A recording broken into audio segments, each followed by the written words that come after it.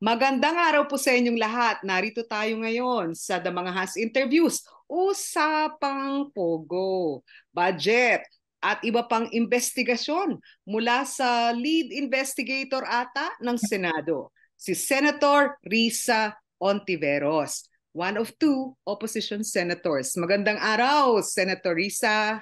Magandang araw rin po, Ms. Malu, at sa buong lupo ng mga Has Interviews. Okay. Si Senator Risa, hindi nyo naman na itatanong, proud activist. Akbayan siya nung unang termino at nanalo muli nung 2022, kaisa-isa sa 12 na nagtumakbo at nanalo bilang senador.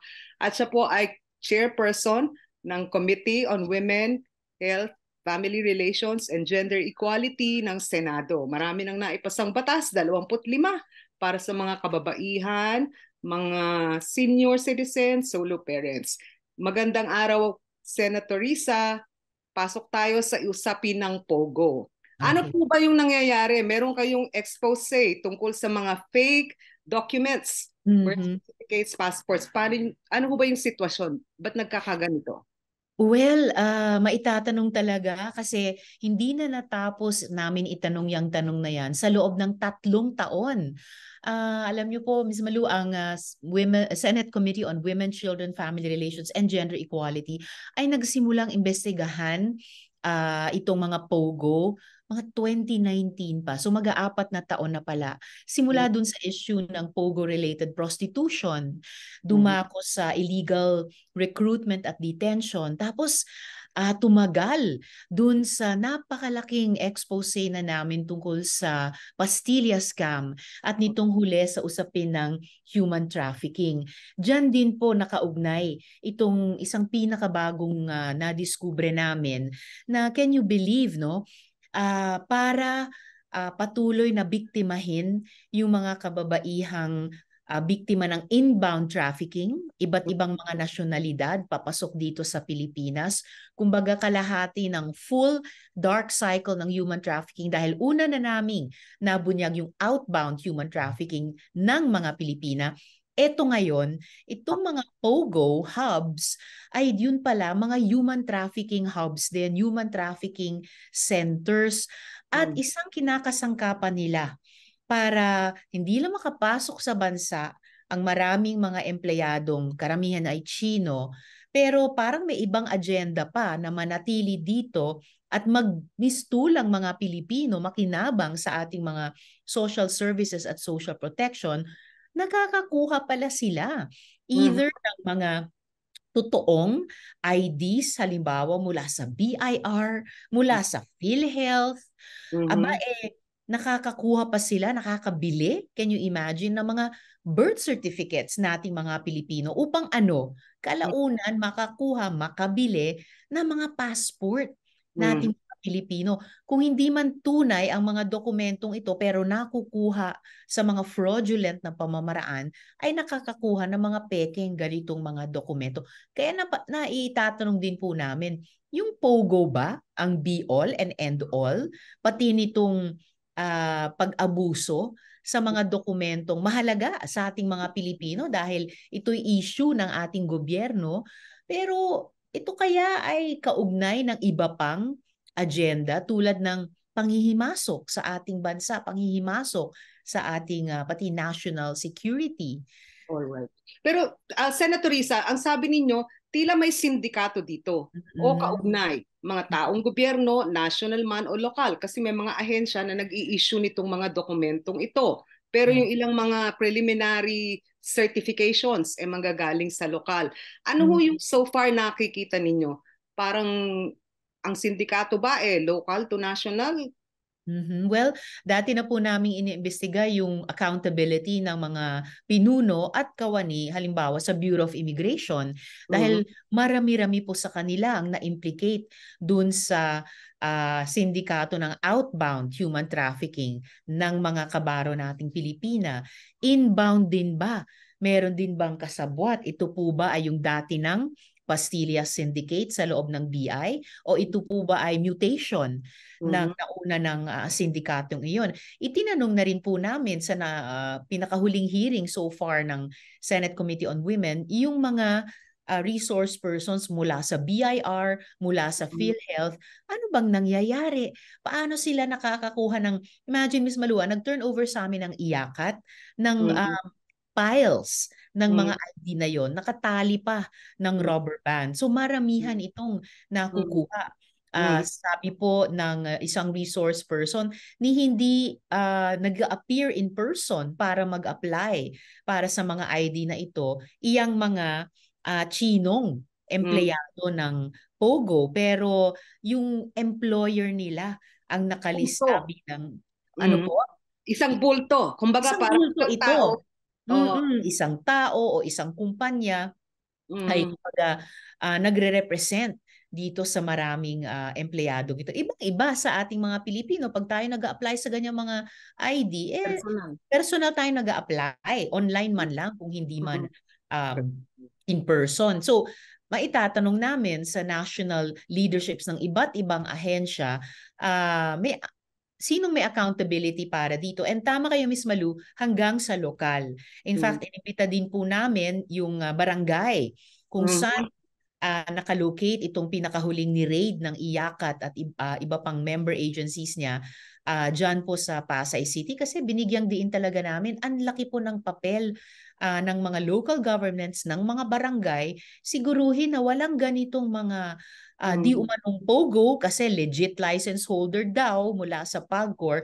Pero paano nagagawa itong mga krimen? Andyan na yung human trafficking, andyan yung prostitution. Dito sa Smart Web, nakita pa namin yung mga torture chamber, mga aquarium na talagang itinuturing na mga commodity tayong mga babae dahil sila yung binibiktima sa human trafficking at prostitution na iyan. Senator Risa, meron ba kayong indicative number ng mga tao o POGO personnel na nakakuha nitong mga dokumento na to? At saang mga lugar sila makikita? Kasi baka naman concentrated dito sa Metro Manila. Ay, well, nung una, akala natin concentrated dahil karamihan ng mga naunang raids at rescues ng IACAT at iba pang mga ahensya tulad ng Presidential Anti-Organized Crime, yung Women and Children Units ng Philippine National Police, yung Anti-Cybercrime Units ng PNP, pati ng National Bureau of Investigation, karamihan dito sa NCR. Pero nitong nakaraang mga buwan, napapansin na, yun, nakapag-raid na sa Clark. At balita po ng IACAT, ng PAOK, na nag-iimbestiga, sinusundan itong trail ng mga POGO operations. Aba, may expansion na po. Na nakikita na po sila sa mga ibang lalawigan at syudad tulad sa Cebu, sa Iloilo, at balita po sa norte na po ng ating bansa. Kaya talagang paulit-ulit na maitatanong, hanggang POGO lang ba? Na masahol na nga, no? Walang mabuting dinala, maraming social costs at evils. Pero meron pa bang ibang agenda? Kung bakit daw dun sa mga areang iyon at iba pa, naglo-locate daw sila malapit sa mga airport.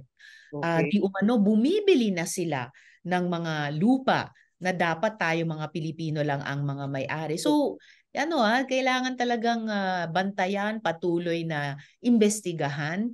At kapag kailangan, alang-alang sa ating mga kababaihan at bata, ay magdaos ng mga raid para makapag-rescue.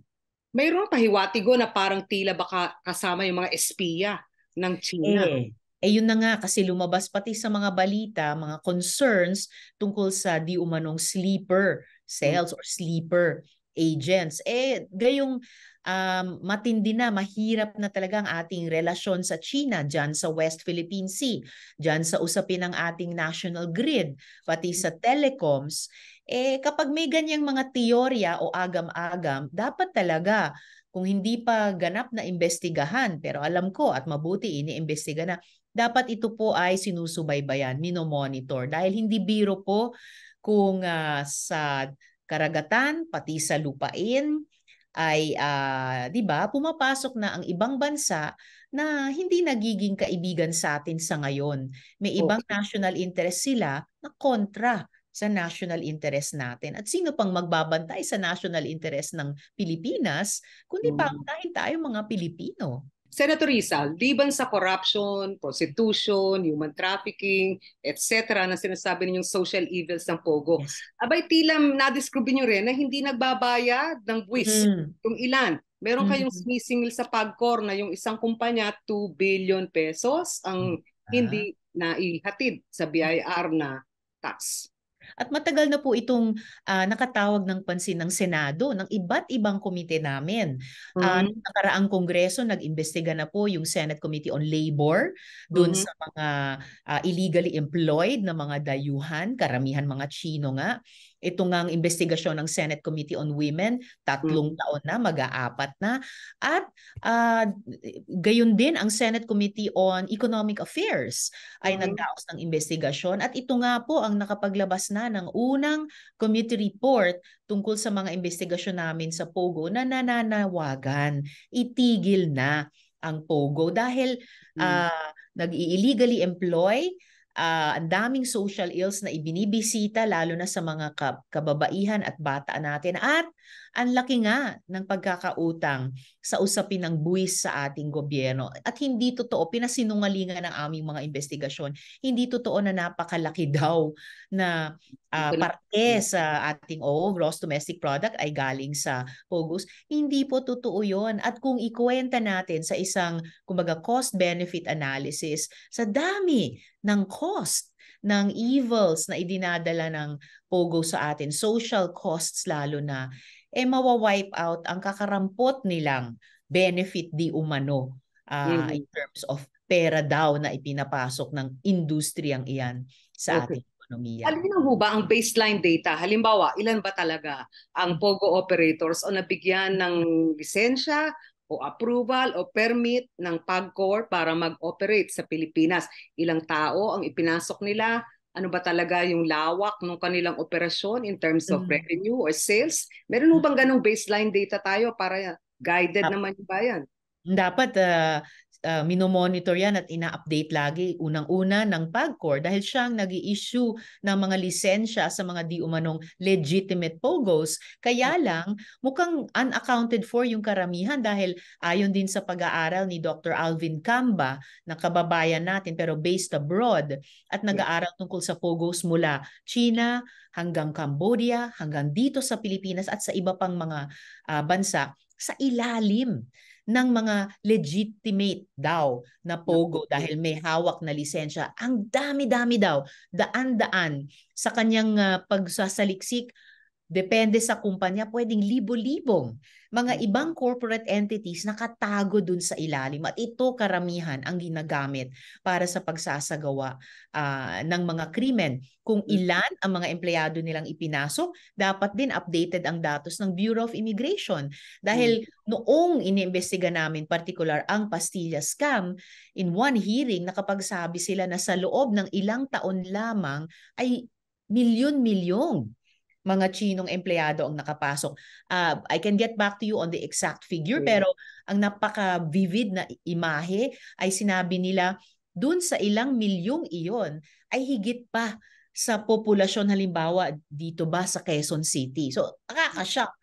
At dun naman po sa magkano pera di umano ang naipapasok nila. Again, I'll get back to you on that, dun sa exact figure, pero yun ang dapat sinusubaybayan ng ating government economic managers, pero napatunayan sa investigasyon ng Senate Committee on Economic Affairs ay hindi siya lalampas ni hindi papantay sa kapag minonetize natin ang social cost plus yung malaking utang nila pa sa gobyerno sa buwis. Ang local government units ho, di ho ba required magkaroon ng business permit bago ka magkaroon ng operation? Or kung sakali man yung BIR clearance nga ho, no? Di ba yung tax registration? Hindi ho yata nagko-coordinate ang PAGCOR dito sa mga local government units at for that matter, yung mga business owners, building owners, etc.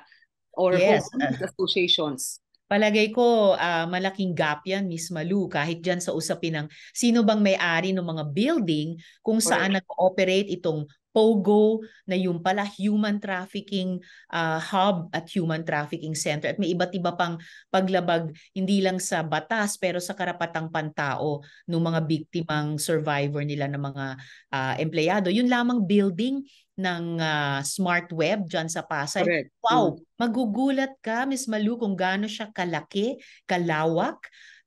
Dun sa bubong ng kanilang 5th level, may mga parang container vans, maliliit na container vans na nire-purpose, ginawang kwarto ng mga prostituted women. So mapapatanong ka, paano yan nakarating dyan sa bubong? Yan Correct. ba ay in-airlift? Yan ba ay binuhat ng mga crane? Hindi ba napansin yan ng barangay? At kahit pagkatapos ng hearing, may mga nagsusumbong pa sa amin ng mga kapitbahay niyang Smart Web, nagtatanong tungkol sa ano ba yung naging papel ng local government dyan. May mga sumbong tungkol di sa ang kumpanya daw, ang sumusuporta o nagpopondo sa trabaho ng ilang mga miyembro daw o volunteer daw ng local government o barangay dyan. So yan ay sukat dapat investigahan diyan. Kung may mga parang tila container van or nagpasok ng mga gamit, ibig sabihin pati ang customs dapat i-alerto. At maraming gamit, Miss Malu. Nakita po namin yung parang self-contained building, iyang Smart Web na iyan. Ultimong may restaurant, may na shabu-shabu, meron pong barberya. At speaking of customs, may grocery sa loob na panay ang mga produkto, pagkain, houseware, imported mula sa China. So, teka, paano nakapasok ito? Ito ba'y dumaan sa tamang channel, sa customs? Nagbayad ba ito ng buwis? Ayan na naman. Alright. Then, ang haka-haka ng mga tao kasi naman may mga politiko na parang tipong padrino, itong ilang mga pogo na to. Meron ho ba kayong nasisilip na ganung mga issue? Wala pang mga ebidensya tungkol dyan, pero kung may mga tanong na dapat itanong sa barangay, may mga tanong na dapat itanong sa mga national government agencies, baka may dapat itanong sa aming mga politiko. Kung may magharap na ganyang whistleblower o mga ebidensya, mapipilitan ng aming mga Senate committees na timbangin din iyon. And for that matter, pati yung ating pulisya, di ba po? Kasi makikita mo rin naman kung merong unusual na incidents or parang flow of human and people and goods doon sa lugar. At yun po ay anggulong masakit man pero totoong anggulong lumabas sa iba't iba pa naming mga investigasyon sa Senado kung saan resource persons namin ang Philippine National Police. Naalala ko dun sa pag-imbestiga namin sa pagpatay kay Jemboy Baltasar, dun sa Navotas, naitanong din namin sa PNP sa malawak na larangan ng human trafficking sa iba't ibang parte ng ating bansa. So pati dito sa POGO, yung isa pang anggulo na itinanong namin sa PNP ay stricto bang sinusundan ang mga protocol sa raids? Dahil may mga reklamo din tungkol sa hindi daw striktong pagsunod sa mga protocols na ito. So bilang ang PNP naman ang pinaka law enforcement agency natin sa buong bansa, sila yung institusyon na pinaka-responsable para sa public safety, kailangan din nilang sumagot. And so far, sumasagot naman sa ganitong mga investigasyon para maging kompleto at maayos yung committee report namin, findings and recommendations. Ang naging malungkot ho ay yung parang tipong doon sa isang raid, hindi naman yata ito yung Star Web, pero parang tila lahat ng tao na nandun sa opisina, parang nilipol sa police station. At tapos merong parang video on stream na live stream na lumabas at nag-apologize doon yung police. Pero parang medyo wala yata sa lugar dahil sino pupuntiryahin? Yun bang mga customers? Yung bang mga operators? Yun bang mga talagang sindikato behind it? Paano kung malalaman sino yung may sala? Well, all of the above talaga, Ms. Malu, ang pinaghahanap ng aming mga investigasyon at dapat ng ating law enforcement authorities. At yung tamang pagsala ng mga tao kung sino ang suspect, sino ang nagmumukhang may accountability talaga at dapat kasuhan, no?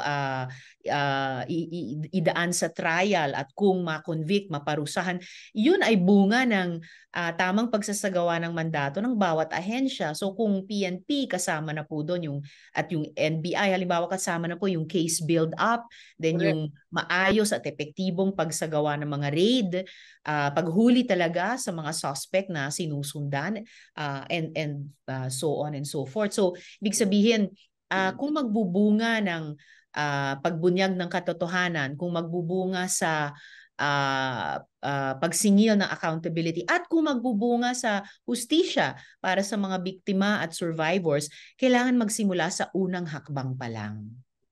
Sabi nyo, yung protocol parang minsan hindi nasusunod. Pero yung pinaka-critical po, di ba ho, yung custody of evidence.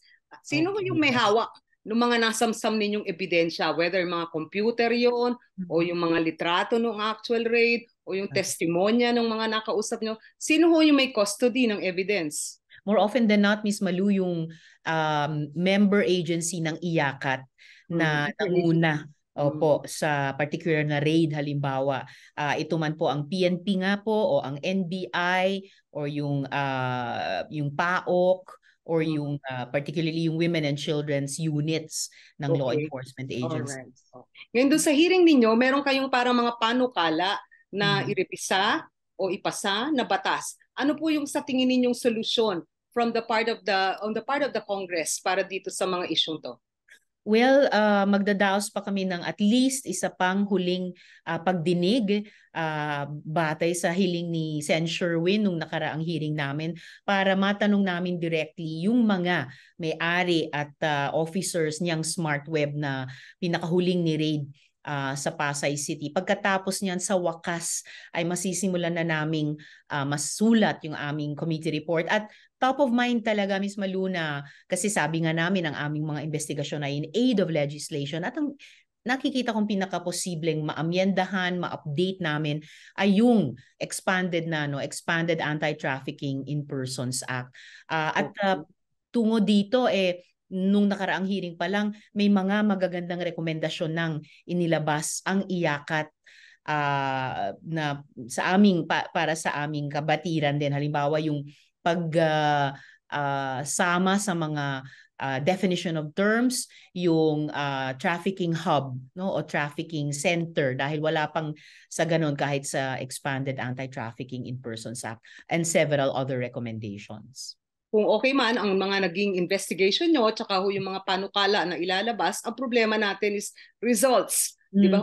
Pagbabalik ito sa executive branch. Tila dun sa mga minention ninyo, multiple national and local government agencies, of course yung Philippine National Police. Paano ho yun? May plano ho ba kayo na parang, kumbaga mahilig sila dun sa whole of government approach? Pero it looks like hindi lang simpleng social evils but also baka may national security angle yung mga pogo issue na to. Ano ho yung panukala ninyo? Tila walang ganong movement na malinaw-linaw sa PAGCOR, bahagi niya, anong gagawin niya? O sa mga ahensya na pinanggalingan ng mga peking dokumento o yung mga dokumentong totoo para sa mga peking Pilipino. Correct.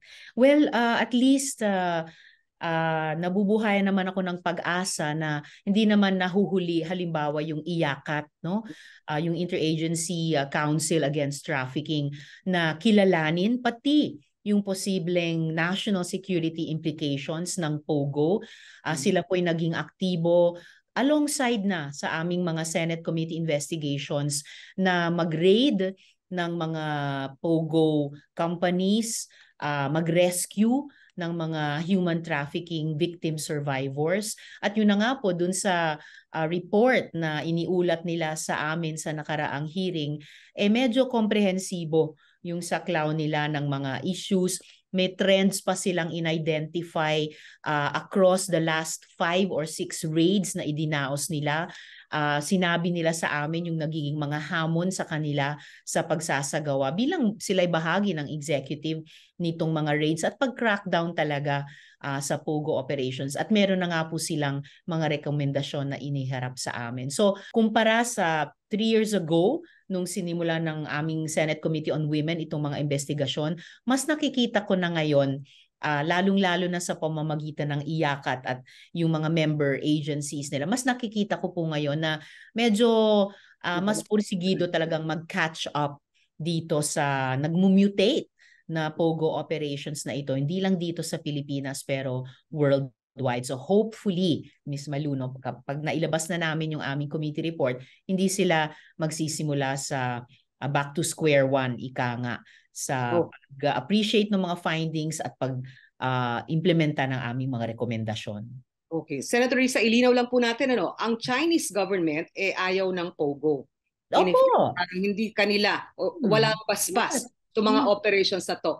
However, kung Chinese citizens ang involved, nationals nila, malamang meron silang lalabas na interest dito sa POGO issue na to, or even yung issue ng parang sleepers or spies na sinasabi, posible na parang ruta ito, but certainly the Chinese government officially does not like POGOs. Paano ho nyo binabalanse yun sa pagpapaliwanag? Baka kasi akala ng taong bayan, it's one and the same banana. Well, totoo na binan ang POGO mismo sa China. So lumikas yan, lumipat sa mga bansa tulad ng Cambodia.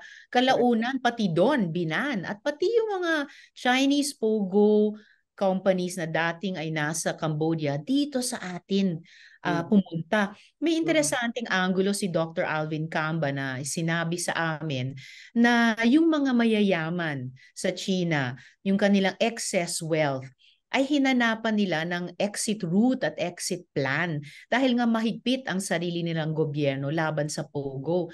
At dito sila nag-invest, no? Tapos kung magkatotoong mapatunayan yung national security angle din, merong bang intersection yung Chinese government at itong mga mayayamang mamamayan nila on the other side, pag-undermine sa atin namang national security dito sa Pilipinas. So global phenomenon talaga ito, regional phenomenon dito sa Asia, pero global phenomenon na rin yung crypto scams na ginagamitan ng mga human trafficking victims.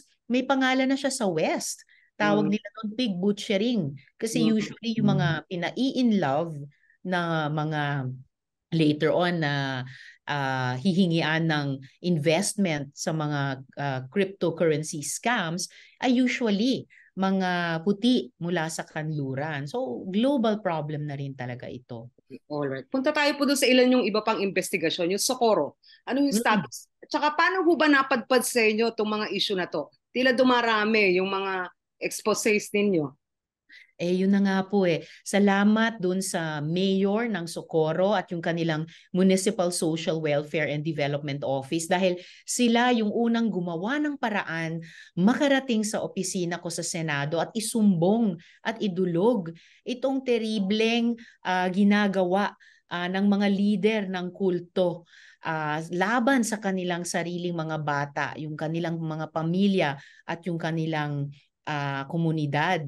Kaya talagang Miss Maluno, itong si Senyor Aguila, yung si Mamerto Galanida, yung iba pang mga leader niyang Socorro Bayanihan Services Inc. at yung iba pang inisyuhan na ng judge ng warrant of arrest ay talagang kapag mapatunayan sa korte ang kanilang guilt, talagang karapat-dapat sila ay mabilanggo. Ngayon, tila isa rin ho sa mga napasok ninyong issue itong mga, yung pastilla scam, yung customs, ano po, yung mga kakaibang mga ganap doon.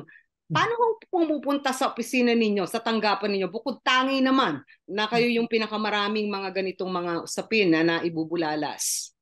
Well, either nag-i-email muna sila or sumusulat or tumatawag o kalaunan physically pumupunta talaga sa opisina. Maalala ko kahit yung unang pinag-usapan nating malaking investigasyon laban sa pastilla scam, yung ilan sa mga victim survivors noon o whistleblowers noon ay talagang humanap ng paraan pumunta physically sa opisina ko as in walk-in. No? Dahil nasubaybayan nila yung investigasyon at meron silang gustong sabihin sa opisina. So, kumbaga, from Socorro to itong Pogo-related crimes at iba pa, Ms. Malu, hindi nagkukulang sa mga gustong magsabi ng katotohanang alam nila or gustong humingi ng hustisya para sa krimen na sila ay naging biktima at nag-survive. At para doon, no, ang Senado na para makapag-file kami ng resolusyon, makapagdaos ng investigasyon at in aid of legislation, ayun, masabi yung katotohanan at mabigyan ng hustisya ang dapat mabigyan. Pero sinisiguro niyo ho ba na hindi prank o baka naman set up yung mga feeds sa inyo? Well, talagang gumagawa ng due diligence yung aking legislative team. Masino po talaga magtrabaho.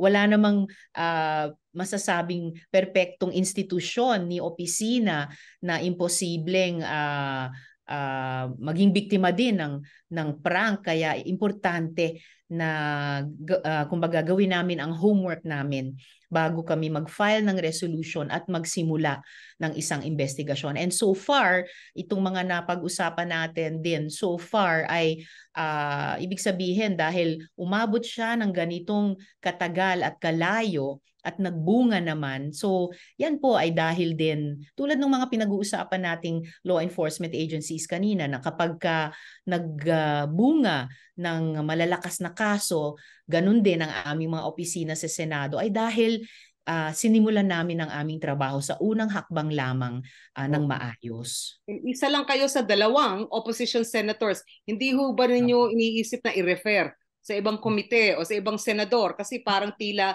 hindi naman yata lahat ganun kaaktibo ang ating mga senador. 24 kayo. Dalawa kayong piraso na opposition. Ba't hindi yung majority ang manguna sa mga ganyang investigasyon?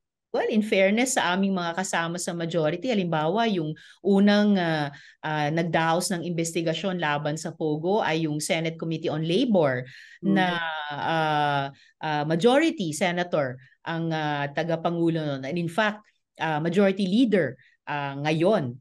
And pati yung Senate Committee on Economic Affairs ay chaired ngayon ng isang majority senator din. Kahit nga po yung aming investigasyon sa Socorro, secondarily referred sa aming Senate Committee on Women, pero primarily sa Senate Committee on Public Safety and Dangerous Drugs na majority senator din, Sen. Doroy, ang chair. Yung Economic Affairs si Sen. Sherwin nga po. So, maigi kapag lahat ng aming mga komite ay laan, no, na mag-imbestiga ng mga kinakailangang resolusyon.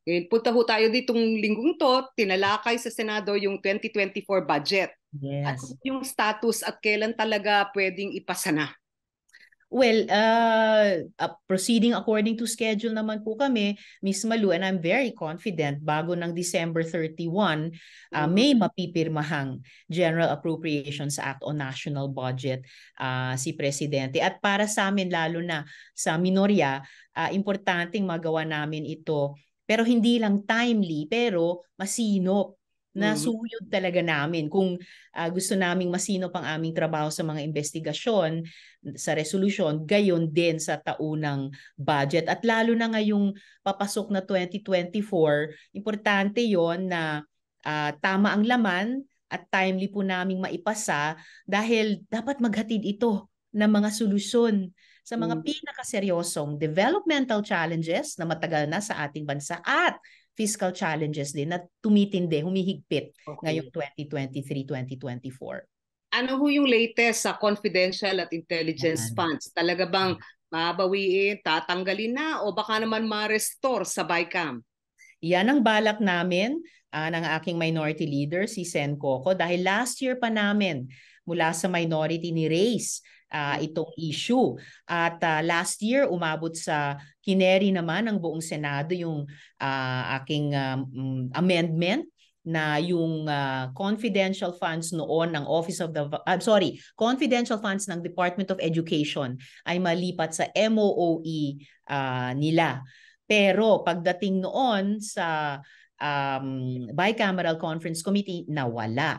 Ang magandang development ngayong taon, Ms. Malu, dahil sa sinimulang advocacy ng Senado noon, naka-ani na kami ng suporta mula sa House of Representatives. In fact, nag-position sila na oo nga daw yung confidential funds at intelligence funds ng ilang mga civilian agencies na wala namang national defense at public safety mandate o expertise ay ililipat doon sa mga ahensyang mayroong ganon.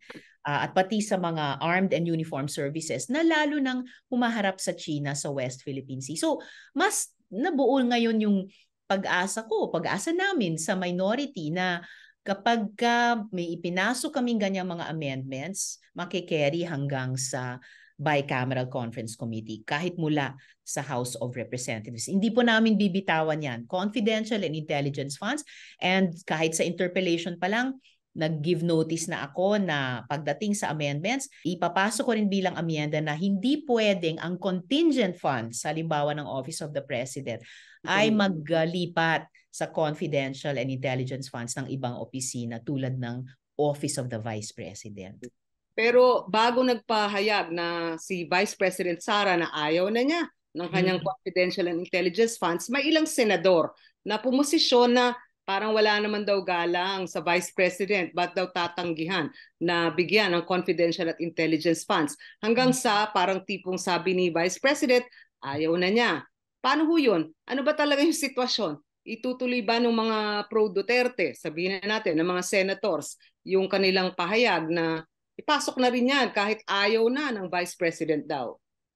Maari, andun pa rin lang naman kami sa ngayon sa period of interpellations. Pagpasok sa period of amendments, syempre, kumbaga bukas yung field para kahit sino sa aming mga senador ay maghain ng proposed amendment on particular issues, lalo na itong burning issue ng confidential and intelligence funds in one direction or another. Basta't ang masisiguro ko naman ay kami sa minorya ay talagang magiging consistent dyan. At susubukan talaga naming makuha ang suporta ng lahat o karamihan sa aming mga kasama sa majority na ipasok ito sa Senate version para mailaban din namin ng malakas sa BICAM.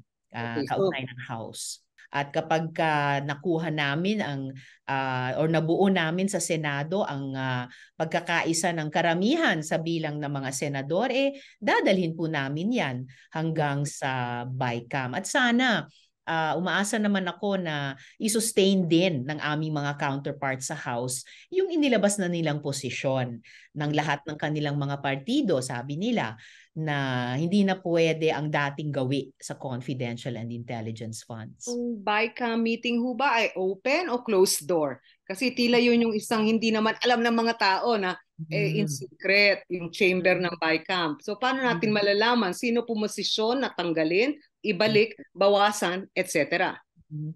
Parang naalala ko nung nakaraang taon, andun naman kayo ang media, at least sa pagbukas, tapos yung formal na pagsara ng BICAM process.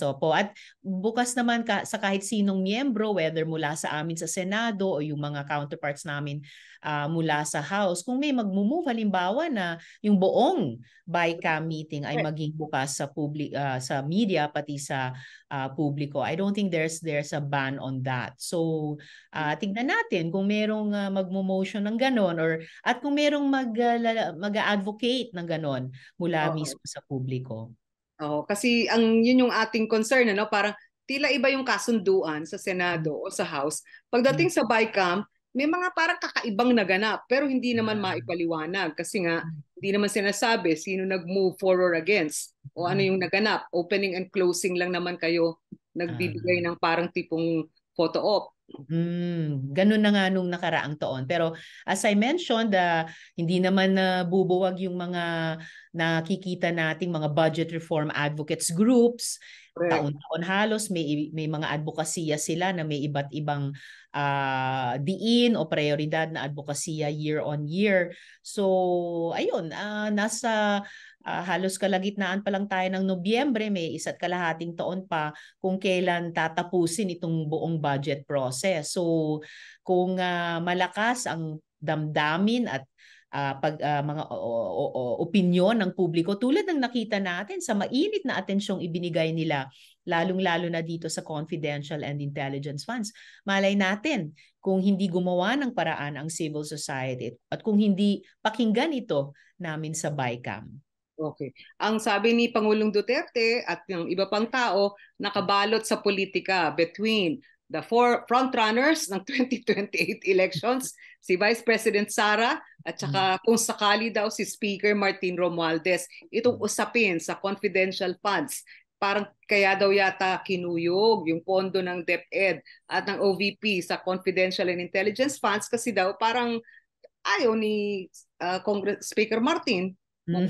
Ngayon, konti na lang yung PDP laban members sila, sumali pa sa unit. Anong observation nyo dito? Meron bang political play? May shadow play pa dito? Shadow or light na ba na napakaaga? Naku naman si Duterte naman nakabalot daw sa politika ang budget process. Look who's talking. Kung maalala natin yung 6 na taon din ng kanyang administrasyon. At sa ganyang pananalita nila, parang masyado naman yung binibisto yung kakagulat nga na naobserbahan ng mga tao na ang aga naman, 1 taon at kalahati pa lang sa administrasyon nila, parang binibisto na niya yung kung may dynamics ba sa kanilang mga pinakamatataas na opisyal o grupo sa loob ng administrasyon. Well, bahala na si Duterte sa kanilang mga obserbasyon at mga atake pa nga sa iba't ibang grupo o individual. Basta para sa akin at para sa amin sa Minorya, napaka-importanting issue itong confidential and intelligence funds. Higit pa sa politika, yung accountability, yung pagiging mas transparent and accountable ng buong budget process. Yung parang sa mga sambahayan natin, sa mga pamilya natin, tayo rin ay nagbabudget. Kapag limitado ang budget at sa pambansa sinasabing masikip ang fiscal space, tama namang dapat lang iulat or aminin saan ginastos itong precious na pondo ng gobyerno, ng taxpayers nung nakaraang taon. At ngayon, given yung ating sitwasyon sa papasok na 2024, tama namang dapat i-allocate ng maayos, no? Para tugunan yung mga economic issues ng bawat pamilyang Pilipino, makarecover talaga tayo sa COVID, mapasigla ulit yung ating hirap na ekonomiya at siguradong maproteksyonan ang national interest sa West Philippine Sea at sa buong arkipelago pa nga. Sabihin ni Duterte na politika lang yan, napakakitid at mababaw naman na analysis yan. Ngayon, si Pangulong BBM po, nung kanyang State of the Nation address, naglista ng 20 panukalang batas na priority legislation. Ang sabi ni Speaker Martin, kaya yung hiling na bago magpasko, maipasa ito. Ano ho status sa Senado? Parang kaya ba talaga mag-Christmas gift kayo kay Pangulong BBM? 20 panukalang batas. Wow. I only wish for some of those priority ledge, although hindi pa nga kompleto yung priority legislation. At may mga dyan na gusto namin sa Minorya harangin. At may mga priority ledge kami na tingin namin ay mahalaga din sana, makakatulong sa tao, hindi kasama. Pero sa usapin ng panahon, nako, I wish lang kasi tinatapos pa nga namin yung budget. Yung 20 priority legislation na yun, inunahan pa nga ng Maharlika law na napaka-problematic hanggang sa ngayon. So, hindi ko alam kung paano namin magagawa iyon. Magic nyo? Well, at sana tamang magic ang gamitin namin, i-prioritize namin yung ilan doon na talagang makabubuti sa tao. I-delay na lang namin or I wish matanggal sa priority legislation yung ilan na gusto namin sa Senate na minority na harangin. And madagdagan pa nga dapat sana ng mga priority legislation na totoong prioridad ng ating mamamayan. Ano ba sa tingin nyo doon sa 20 ang medyo parang dapat ipasa o meron namang reasonable basis? Well, kung tama ang maalala ko, pinrioritize yata yung halimbawa yung military and uniformed personnel pension reforms. Napakahalaga nun, both para sa mga kababayan nating retirado at active duty sa armed forces, at mahalaga din para sa ating government economic managers, yung sustainability ng pondo ng pamahalaan. Yun, sana nabigyan na namin ng mas maagang atensyon. So, isa yon, Miss Malu. Yung Land Use Act yata, matagal na Ay, yun. ang walang kamatayan. Dekada na pong Right priority side namin yun. Yes, kasi e-commerce law, e-commerce tax. ayun, may iba't iba talaga na mahalaga, ano po, na sana last year pa namin sinimulang bigyan ng atensyon para mas realistic mangako na sa Pasko or sa bagong taon, maipapasa na or malapit nang maipasa iyon. Sa panig nyo po at ng oposisyon, yung committee nyo at saka kay Senator Coco, ano yung nais nyo sanang i-priority up front ng Senado? Kasi mukhang tila meron din kayong medyo napatagal na yung SOGI-X, ano? Medyo, Yes, yun, priority ko talaga yun, ano yung mo yung Social tingin ninyong Equality dapat Bill. sana tutukan?